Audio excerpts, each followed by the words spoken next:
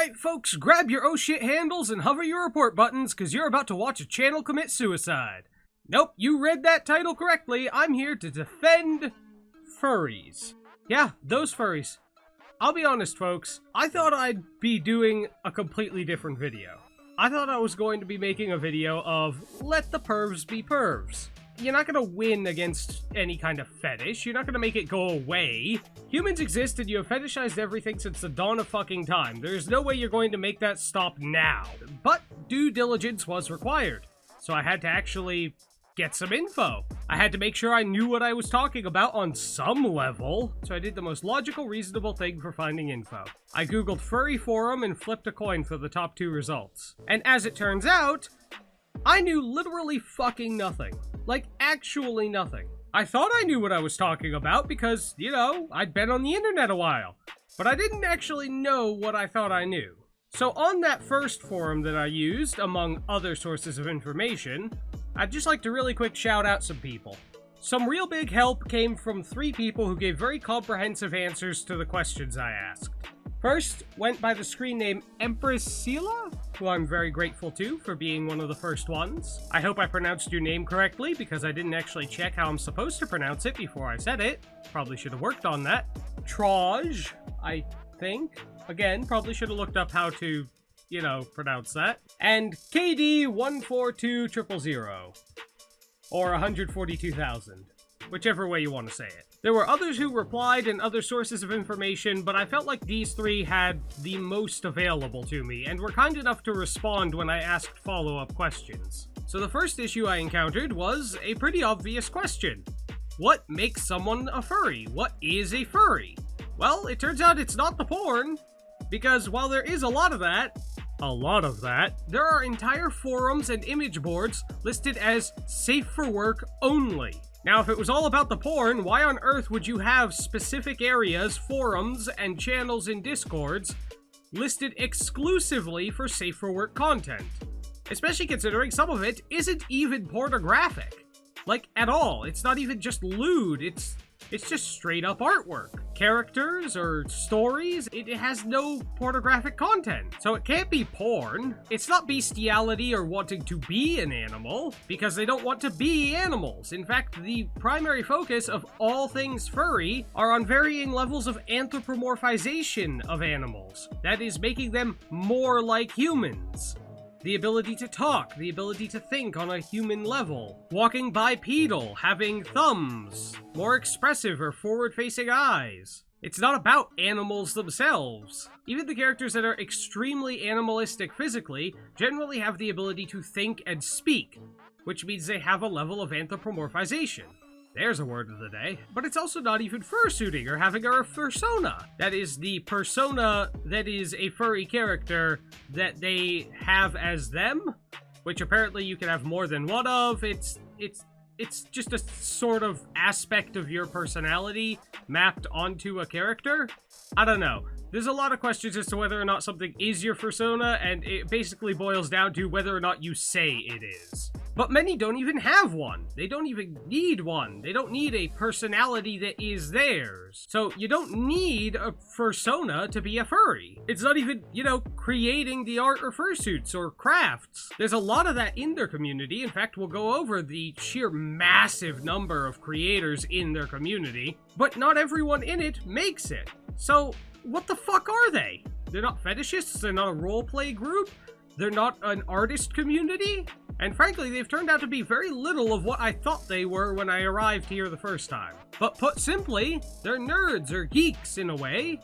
Like the aforementioned with elves and dwarves is them with anthropomorphic characters. It's the fantasy, the fun of anthropomorphization, the fun of anthropomorphic characters, which will heretofore be referred to as anthros because I'm not saying that every time.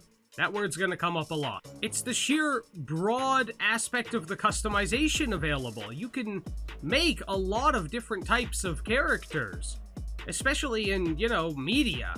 Anyone who's played video games, watched action movies, or watched anime knows that there's only so many human faces you can make, and there's only so many ways to describe them as a particular character, but with the added anthropomorphization, the various levels, and the various species that they could be represented as, it opens up an entirely new field of, well, anthropomorphization. An entirely new field of character design, exponentially increasing the uniqueness of a character. Beyond character, there's also the things like elves and dwarves. There's additional levels to social things and abilities. The dwarves are viewed as hardworking, or a dwarf who doesn't want to do hardworking mechanical stuff and instead wants to be an agriculturalist would be breaking from the social norm. That's the point. An elf who wants to fight exclusively with heavy armor, warhammers, and explosives, very different from the standard elf. Or maybe they really like the bows, arrows, and stealthiness of elven stereotypes. These are commonly known added social levels to something, as well as racial differences, like an Argonian's ability to breathe underwater, or the Khajiit's ability to see at night. It's essentially a different type of fantasy fan. And it is very much a fandom. So, why hate it? I know that's kind of ironic given me, since I hate a lot of fandoms, and in fact fandoms in general, but why is there so much hate for them? Now, I went around and found a lot of arguments, some of which were very stupid, like one I found on iFunny, and yeah, I know, finding an argument on iFunny is kinda like getting your diploma from an IHOP. It's not all that impressive. Not to insult IHOPs everywhere, but the person on iFunny said his issue with furries was that they felt entitled to joining other fandoms and bringing their shit with them. What the fuck? Who died and made you gatekeeper of the fandoms? I saw a Boba Fett profile picture on a furry forum. How dare that Star Wars man think he was entitled to their fandom? Everyone's only capable of liking one particular fandom. They are not allowed to cross over to other ones. How fucking dare they? After all, I've never seen a Boba Fett at an anime convention, nor have I seen an Iron Man there, because they don't belong and they should be burned at the stake for being there. What a stupid argument. Other than that, on iFunny you mainly find just a whole pile of edgelordy comments. You know, the 1 like equals 1 dead furry comment. We all know what those things are. They're like-whoring comments. Like if you're watching in 2020, like if this, like if that. I thought we as the internet unanimously agreed between furries and not that like-whoring is a bitch move and we don't approve of it. But I guess when the like-whoring is edgelordy, it's better somehow? Oh well. Another reason is I think it's just a fetish, that it's a bunch of fetishization. Well, it's not. In fact, not even a lot of the fursuiting is fetishistic in nature because apparently those fursuits cost a fuck ton of money and have very careful care instructions. And I've grown a large respect for people who wear them. Because it can get to 100 degrees in there, you have to stay hydrated, you have to stay in it, and most importantly, you have to shower and clean it regularly. Like, the care of those things is extensive. The idea, oh haha, unwashed masses at anime convention. Ha ha ha. Well, definitely true on a lot of the smaller conventions because, you know, that's where a lot of the smaller time fans go. On larger conventions, people are a lot more self-conscious, and people wearing a costume are almost always the ones showering the most. Because those costumes take time to clean, especially apparently fursuits. And sweating inside of one without cleaning it will ruin it. And these are not cheap wares. Apparently they can come in all kinds of levels with different types of fake fur. Some of the really expensive ones that have both an overcoat and an undercoat with specific colorings to both of them, and then have to be stitched together around a very specific character form and patterned out so it doesn't look funny. You're talking like almost $30 a square foot on material. And the overall cost of construction, you're probably looking at around a $2,000 or more outfit. So I promise you, they are not letting these things get ruined if they can help it. And sexual acts would likely cause harm. So while I have no doubt that there are in fact these things happening, it is not the common or majority practice. But most of it seems to be based on reasons that the internet told us. because the internet told us to. So let's go over what a furry actually is. And I'll start with the good points. Don't worry, I'll get to the bad. They're there. So just hold on for a little bit and we'll get to the bad points on the furries. Don't type your hateful comment saying, oh, you forgot about this. No, I didn't forget about it. It's in the bad section. Wait. They are extensively inclusive. There is little to no actual gatekeeping in the furry community. There almost can't be. Because there is no central thing that they are around, virtually anything that is anthropomorphized in any way can get you into the furry community. And they're super welcoming, like there is no one standing outside saying, you can't come in unless you know enough. That's a common thing on the Star Wars fandom. My creator once thought it'd be really funny to be a Jawa, and he damn near got a lecture from some lady working with the 501st Legion as a representative for some reason on how he's too tall to be a Jawa. Fuck you! He's gonna be the tallest Jawa at the entire place. He'll do what he fucking wants. Who died and made you god of Star Wars? Nothing is more guaranteed that he's going to make that Jawa costume than you telling him he can't. Not to say that that is a representative of the whole of the 501st, but there's definitely a lot of gatekeepers in fandoms. You can't be part of our part of the fandom, or you can't be part of the fandom unless, you know the right things. What's this trivia about the fucking dick size of Boba Fett? Though after watching The Mandalorian, that man probably got the schlong. But anyway, off our tangent, the high artist and creator population is also a good thing. Because of this, they encourage people to take up creation, learning about becoming a better artist and, creating their own content. This is required because of the other really good thing. There is no central content. I've said it before. No required to like pieces. Similar to anime fans, how there's a lot of genres and types of anime. There is no wrong anime to like, unless it's One Piece. But this means that there's no corporate ties. There's no one piece that could go wrong. Fucking up a season or an episode can't ruin or harm the fandom. Look what happened to Star Wars. Look at the fucking war battle lines that have been drawn because of the new trilogy. Because they fucked up those movies, that fandom will never ever be whole again unless the creators pick a side on the fandom, and that means that they have to alienate the other side. This is never going to happen to furries or anime fans because there is no central content around which their fandom is based. You can have bad content left and right, and believe me, both anime and furries do have that, but it doesn't matter because that's not the thing around which their fandom is centered.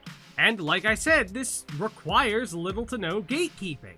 Because if there is no central thing, there is nothing you could not know about that you have to know about to be part of it outside of what they are about. That is anime or anthropomorphic characters in some form. Now, you might have guessed from this content and many of my other contents that I hate fandoms. They have knee-jerk reflex defense to any criticism thereof. This is not unique to any fandom, it is a universal law of them, and they are usually unhelpfully stuck in what is right for the fandom. This leads to the divides, this leads to the gatekeeping, and this leads to the downright violent refusal to accept when something has gone wrong. Now, furries avoid a lot of this. They do, however, often fall for trolling, because, the aforementioned iFunny trolls and such, saying, the furries are all fetishists. Which at this point, I'm pretty sure they already know that's not true. They're just, trying to cause a problem. But for some reason, the furries like to take that entire bait, hook, line, and sinker, no matter how obvious the bait is. Now, some of them might have good intentions of trying to, be informative. Well, that's not really what it's about. Here's what it's about. But 2 comments in, you should know whether or not they actually don't know, or whether or not they're being a troll. At which point, don't say, oh, you're a troll, you're trolling. Just walk away. Just leave it alone. Just be like, well, I guess I can't convince you. It was good talking. Leave. But nope, it's a fandom, so they try to defend it. And you cannot defend something against a troll. But other than that, they seem to avoid a lot of the major failings of a fandom because of the aforementioned lack of center. But there is some bad. Alright, haters, here's where you guys get to be happy. We're talking about the bad, not the subjective, Being pervy isn't unique, exclusive, or even unanimous in their fandom. In fact, I think it's around 30-something% of the fandom actually involves itself in the perverted side, and an additional somewhere around 30% considers it to be a part of the fandom, but it is not exclusively something that they seek out. And the remaining amounts of the fandom are usually somewhere in the realm of, well, indifferent to it. It's not what they're looking for, and they avoid it in the fandom. So when 2/3 of the fandom, regardless of their consumption of it, do not actually consider it to be the part of the fandom that makes them want to be part of the fandom, you can't consider that to be a defining subject of the fandom. No, we're talking about actual bad, the real flaws that are in their fandom that they actually seem to know about. Like I said before, they're welcoming, which is good. But this can be bad. Because they're so welcoming, and it is so loose to get in, this means that bestiality fans and predators target their fandom. They target all fandoms, but they know that they can get into the furry fandom because the furry fandom doesn't really stop anyone from being part of it. And while they have openly and clearly, in a lot of cases, exposed and turned in people they've caught doing this, they have turned in predators, they have turned in people practicing bestiality, because even if they have a fetish for it, the majority of them recognize that that is not something you can practice. It is objectionable morally, and they will not stand for it. So they turn in as many as they can find. Oh boy, is it funny to read stories of these people who came on there expecting other people who like to fuck animals, finding people who want to fuck animals, suggesting, hey, I do this, why don't you come do it with me? And then getting their ass turned in because the other person has moral standards. That's funny to me. Just because they have a similar fetish does not mean they share your morals, dumbass. But like the MLP fandom, it's a tempting place for them to target. But we can't ban furries for that, or we need to kill Star Wars, iFunny, Twitch, YouTube, Pokemon, Instagram, media in general, and the US government. It's a known flaw, and they fight it how they can, but it is a flaw. Another aspect of their fandom is that they are overly tolerant in, well, a harmful way. It almost seems to be taboo to inform someone that they have made a poor quality picture. Constructively, of course. Don't be like, oh, you're shit at drawing, give up.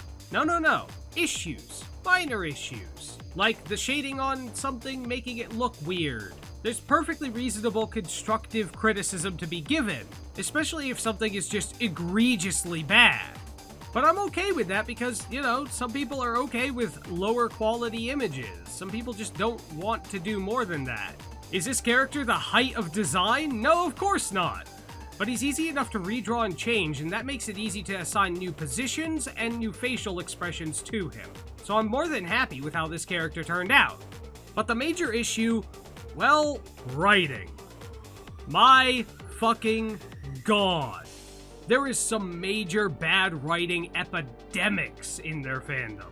I mean, fanfics exist, but furries have to make their own media, so the unique stories with terrible writing are just so abundant. They're downright ubiquitous. You will find piles of over-designed characters with little to no reason why they're so stupidly hyper over-designed. Just quirky to the point of being painfully quirky. Piles of Mary Sues and characters that face zero challenge. Here's an example, and I'll remove all names, all artist names, and the title. I'm not doing any of that. In fact, I'm not even going to show screenshots. Because I don't want this person to be targeted, but if they find it, I hope they learn to be a bit better. Because this was a really poorly written piece. We have character A, our hero, who has a long backstory that is carefully explained to us through a massive pile of exposition right after they walk into the room, in a large narrative paragraph, including their sexual preferences and pronouns. Now, I'm not gonna bitch about that because that gets political, but I will bitch about the fact that they went through this massive narrative as they walked into the room. You're a story.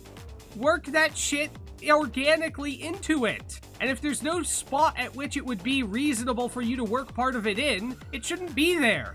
Like their sexuality. They were making a safe-for-work story. It never came up once. They didn't even have a love interest. But for some reason, it was just super important that they pointed out. You didn't need to point it out. It wasn't important. It was just bulk information that you dumped on our face. If it never came up, why on earth did you waste our time talking about it? Several aspects of the character never came up, but we were drawn to them and had our focus put on them for no reason. Chekhov's gun. Chekhov's gun, people. If you're drawing attention to something, then it should be relevant to the story. Google the term Chekhov's gun.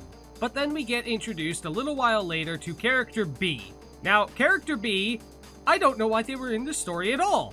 Character B was widely produced as an asshole. A racist, a sexist, a terrible, elitist asshole. Holier than thou, and was a walking, talking example of the r/I am very smart board. And they went into this, again, narrative spiel about why this kind of racism exists in their society.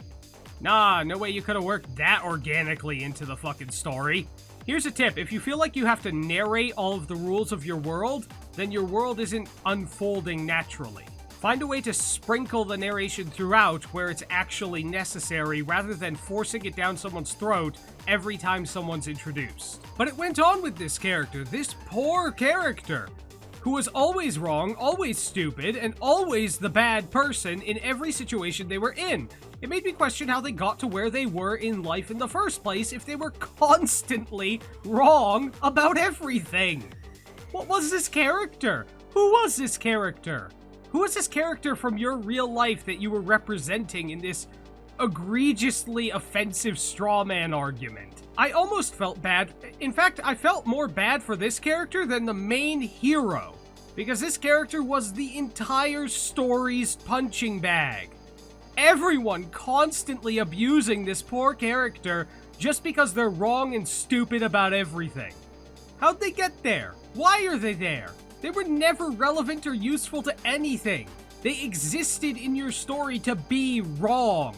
And frankly, that made me care more about them than the major hero.